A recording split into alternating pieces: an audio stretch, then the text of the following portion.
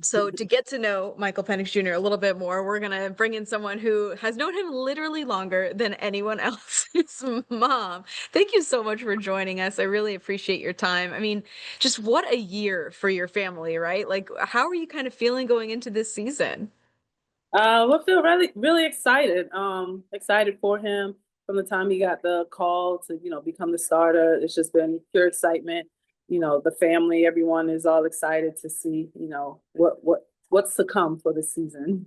Oh, absolutely. I mean, so take us inside when you guys get a chance to catch up. I know it's like so busy this time of year with training camp really getting everything started, but what has he been maybe telling you about training camp, how things are going, and just kind of that first camp with him being the cemented starter here? I mean, when we do talk, we ask a little bit of questions, but not too much. Just kind of normalize things for him because I know it's like football all day for him. But he's enjoying camp. He's loving it. Loves just where he's at and where the team is at. And I think just overall, just anytime we do talk, it's just more of a hey, how you doing? Not a did you have a good day or a bad day. It's just more like how's it going? Just whatever we want to talk about. It doesn't have to necessarily be about the practices or the camp and things like that. I know you're really active, obviously, on social media. I mean, how much do you kind of consume and just like scroll trying to find like the highlight videos they all post of, him throwing a Drake London or something like that? Um, Besides when I'm at work, so if I have any little breaks or someone texts me something, I'm on there. But usually in the nights, that's when I'm like full blown, either on YouTube or like all of the social media, just trying to see any little clip for the team in general. But definitely mostly, Michael's clips. So yeah, definitely very active on there, just trying to get to see everything that's going on because I'm the type of parent that I like to be there. Like even now, like my youngest kid, I'm at his practices right now. I'm like, I got to pick him up and take him to practice anyway. So I'm that parent that just likes to be there in the presence. Well, it's a great parent. Okay, so I'm assuming you still work in the Tampa area, right? I work in Osmar, yes. I work. Okay, so you're probably surrounded by a bunch of Buccaneers fans, am I right? Yes, I have some like competing friends and stuff. So what's that dynamic like? I mean, obviously you're obviously a proud mom. You're donning the ATL right now, of course. I mean, do your coworkers ever say anything? Is there ever any kind of dynamic with that? I think for the most part, it's all cool until game day. So like Right. I've already been prepping them to just be ready to lose home opener. So I like to talk a little bit, talk a little smack. Of course. You definitely earned that right. All right, I want to talk about kind of obviously going way back into kind of his childhood and maybe just like a growing up story that you feel like exemplifies who he is, like for Falcons fans to really get to know him. Is there a memory that maybe comes to mind that you're like, this is who he is? I mean, overall, just he's very humble. He's always very competitive.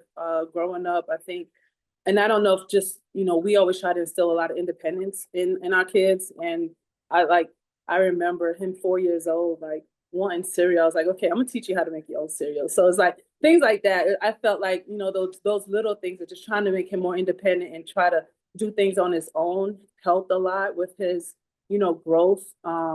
But for the most part, he's highly competitive. He's always, want to be the best at everything he does. He takes the football very seriously, and he takes it to heart. I do kind of remember like when he was in like middle school to high school. I feel like I wanted it more for him than he did, but he's just like very low key and behind the scenes. He was doing his studying and his books and all of that, as far as with the football or school, but I just felt like I was more vocal. It's like, hey, I can't want it more than you. I used to tell him that all the time. I can't want it more than you. You have to want it.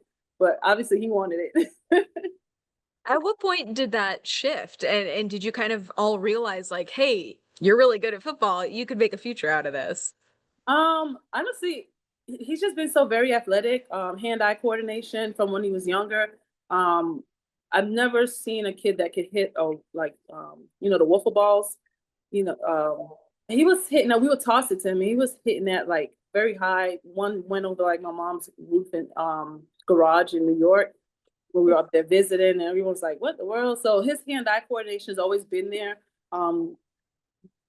He started out playing like running back, And then I think the team needed him, like needed a quarterback, and he started throwing, and it was just like, oh, he got an arm on him, and his mindset, he just knew the game because my husband also coached, so he was always around football from like I think he took his first steps on the football field. I wasn't there, I missed it, but with my husband, so he took his first football, his steps on the football field, and so I think just him being around football all the time, so he had the knowledge of it, and then just his athletic ability, just from I say from birth, but just putting different things in his hands. And he did almost every sport. Soccer, you start out with soccer because it's non-contact at age 4. Then the football, the baseball, he did that. He pitched, he center field. So he's tried to, we try to put him in every little sport that they were interested in. He just excelled at everything. So we always try to get him to play age group up. If they allowed it and he was able to do it, he always played up a level. So I think that also helped with his, competitiveness and, his way of just going about, playing the sports. I was going to ask about dad's coaching background, but first I want to go back to that story of him being his first steps being on a football field. I mean, does it feel like just poetic that like, maybe that was the first time he stepped on a football field? He's actually stepping onto a football field. He's taking his first steps. I mean, that's pretty crazy. It is. And I mean, I was a little sad I missed it, but I mean, Of course. okay. No one caught it on. I was like, you didn't even catch it on film, but obviously because he's coaching, he's like, no, I didn't catch it on film. Not as many phones around back then to No, just snap it. now. Nowadays, they would have caught it on film, but Right. not then. I have a 6-month-old at home, and I would have been devastated if that happened to me. So I get it. So to talk about too your husband, his dad being a coach. How has that kind of shaped him? Because I know he's also talked about like my dad benched me. It was ruthless. Like there was no, you're my son. You get to be the starting quarterback. You get to be this or that. Like how did that shape who he is as well? I think because the coaching style that my husband has, he's always, teaching. Like he's always wanting the kids to understand what they're doing, why they're doing it. So for Michael, I think it was good to have that, ability to have someone in the house. But I feel like with the coaching, he didn't cater to him as, oh, you're my son and you'll be the starter and stuff like. He made him work, and that was one thing we were very adamant about is you got to work for what you want. Things don't get handed to you. And I know he's been through that, coming through like his whole career. He's literally had to put in the work for everything that he's gotten, he's earned. So as far as that coaching aspect, it was kind of rough. I think I wouldn't say like maybe like 8th grade year, somewhere around that. I had to, tell my husband at one point, I was like, focus on some of the positive stuff you do and don't just get at him on the negative, because then it opens up some more lines of communication. And so I think it was both a learning experience for my husband and for Michael, to be able to communicate with each other after a game, and it wasn't just oh, you could have did this, you could have did that. So it was definitely a learning experience for both, but it was good having him as a coach because he was always around it, around football. Yeah, absolutely. I mean, Falcons fans here, they've heard the journey, to from Dade City across kind of different stops in college football, and not being like this big 5-star, highly recruited guy coming out of high school, but obviously, being a Heisman finalist, going, into the playoffs at the college football level. What has been, in your opinion, the biggest turning point in his football career that's also kind of shaped him into the man that we now see starting for the Atlanta Falcons? Um, hmm. Hard question. Yeah, it is, because you would want to say the high point. Like I feel like the high point was when he did transfer over to Washington and was able to have such a successful season. I think Right. that opened up the eyes to everyone, and I was like, finally, for me, I was like, finally, people get to see who he is and what he can do. He had the opportunity at Indiana. He did display it. Brought Indiana to like a top 10 team. So, everywhere he's gone, he's elevated, the team and the people around him. And that's one thing I love seeing. As far as turning point, I think his name became a little bit known when University of Tennessee just like dropped him right before official visit. We had a couple of articles that kind of went out on that, but I like to look at the good thing. And I always tell, we used to always say things happen for a reason. There's a reason why you didn't have that household name. And so now looking back, it's like we never wanted to question anything and we try not to question why. We just always said God had a plan for him. And it was a long journey. And I remember, when he first got to Indiana to college, he had mentioned, we were talking one day and he's like, Mom, I don't have a sob story. Because the NFL, I swear, they always have a sob story for It was so sure. like, you don't need a sob story. Don't worry about that. Just play your game. Don't worry about that. And then, he started having those injuries. And, with those injuries, and I told him, I said, well, your tongue is powerful. You got your sob story. So now what you gonna do with it? So, that's why we say we try not to question things. We want to always, we try to remain positive on everything. And I think that kind of helps too, just to, keep them going. And other than that, yeah. Well, it's funny that you bring up all those points because, from my perspective as a reporter who's talked to him and stuff, here, the like maturity and just like confidence that he has, even though the situation he came into with Kirk being here and that whole thing, he just approached it the right way with like, okay, I'm gonna just learn everything I can and my time will come, basically. It's so interesting to actually, people say that all the time, right? When they're put in that position, because that's what they want to put out there. But I feel like he really has embraced that role. And obviously, look where it's gotten him. I mean, is that kind of where that all comes from? All of those different struggles that he's kind of come throughout, the last couple of years has kind of shaped him for this moment to be like, okay, I'm going to just wait for my time and be patient about it. Yeah, and it's not the first time he had to do it. I mean, Right. his first in high school, he had to sit behind another quarterback, until the following season. So I mean, it's adversity that he kind of dealt with before. It's just a different, level now. But he's dealt with so much adversity, and like you said, things always have a way of working itself out. And we, like I said, just never question what God has a plan for you. And that's one of the things that we just always try to, preach on, because everything does happen for a reason. Whether people want to believe it or not, things happen for a reason. And, whoever want to believe what, that's on them. But for us, we're very, high in our faith, and he's very humble kid. So he knows what it takes. Just put in the work and things will, come. And now he's able to go back and talk to like youth that, from the area. He had a camp, he was able, just be able to talk about things like that and let them know like it can work out. You just gotta, know what you want and, put your all into it. Yeah, absolutely. And, hopefully for Falcons fans, that means, a playoff berth and lots of success here, now as the starting quarterback. Obviously, there's been a playoff drought here in Atlanta. You know that. I'm sure your son knows that. A lot of people feel that in this city and feel like he could be a guy that could deliver them out of that. I mean, all of the struggles that you're mentioning, how does that set him up? And even you talked about how he elevates the people around him. How do all of those factors come into play to hopefully end that playoff drought for these Falcons fans, do you think?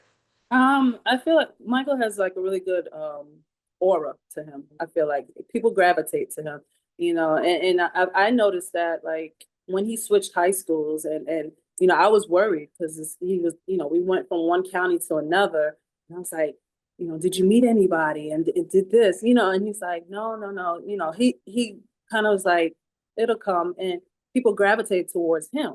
So I feel like, just the person that he is, his humbleness, his work ethic, everything that he embodies, people will, it seems like they want to play for him, and they want to be able to, get to that next level with him. And so that's one thing I do, love about him is, his aura that he has. And I think that definitely can, bring Atlanta to that postseason.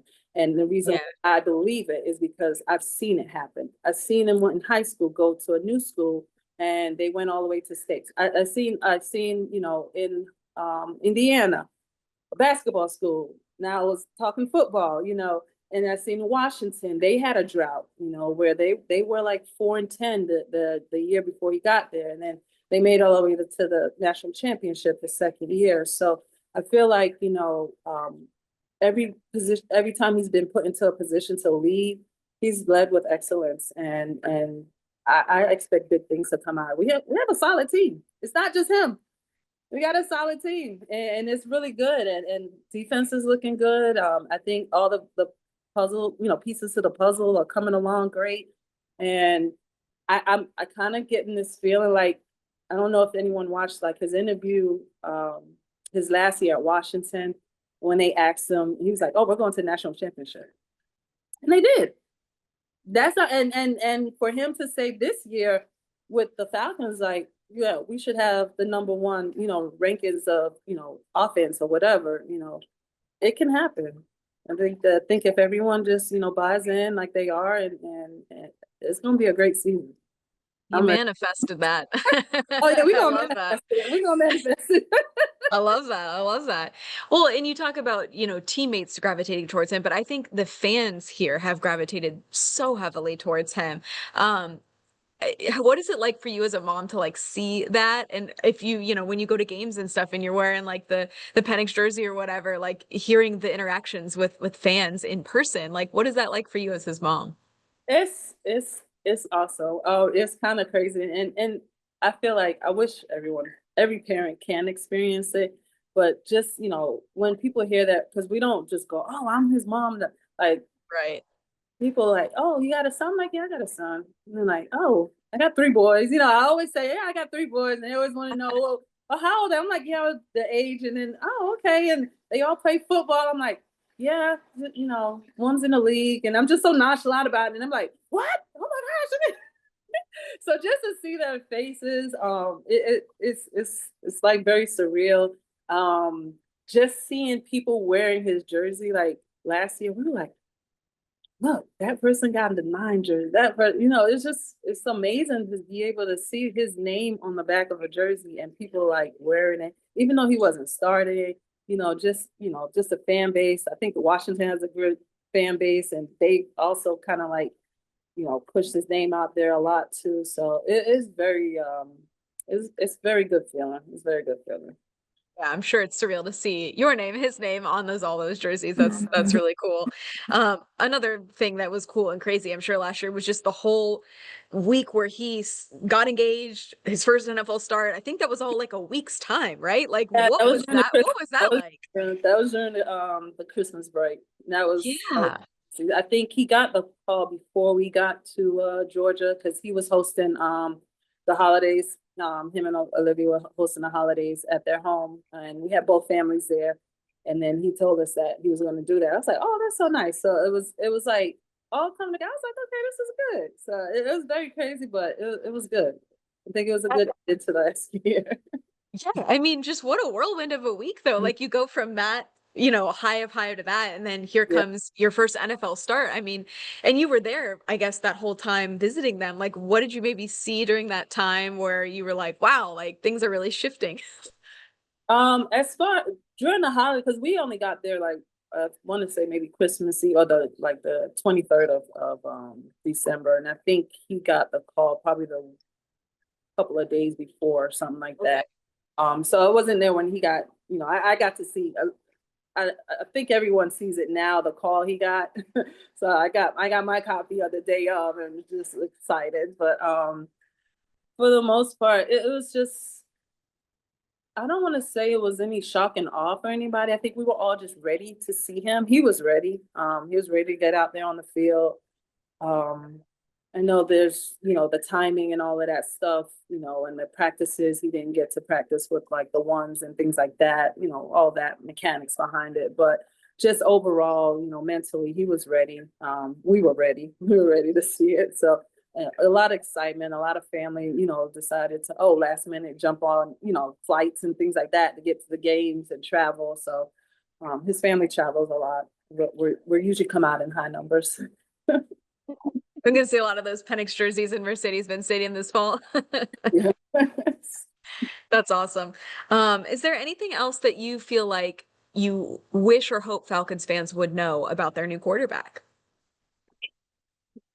um, Not really. I mean, he's pretty much show you what he has. He's you know he's the same Michael to me. You know, I still call him Little Michael because my husband's Michael. So um, just just know that he's gonna put it all out there, and he's gonna put everything on the line. He's gonna do whatever he can to you know bring the fans what they want, bring the team what they need, things like that. So it's just we're in for a ride, and it's gonna be a good one. It's gonna be a good one. I love that promise. I love it. I love to hear that. Well, thank you so much for joining us. I really appreciate the time and all the stories. Those are awesome. Thanks for sharing all of that with us.